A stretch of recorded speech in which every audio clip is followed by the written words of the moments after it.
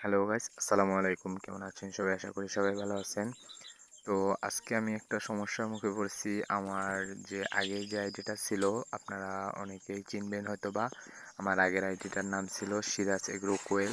তো সেখানে আমি যাই হোক বেশিরভাগ কোয়েল পাখিরই ভিডিও দিতাম, আর টুকিটাকি আমার কিছু ইনকিউবেটরটা নিয়ে আর কি ভিডিও দিতাম। তো আমার জিমেলটার প্রবলেমের কারণে সেই আইডিটা আমি আজকে আর হাতে আমার নেই। তো আইডিটা আমি ব্যান খেয়ে ফেলেছি।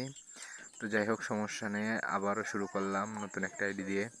তো এখানেও ইউটিউব এবং টিকটক আইডি আমি শুরু করতে যাচ্ছি। তো এবারে কি নাম দেওয়া যায়? ঠিক আছে, এবারে কি নাম দেওয়া যায় আপনারা একটু বলবেন যে আমার আইডিটা কি নাম দিব।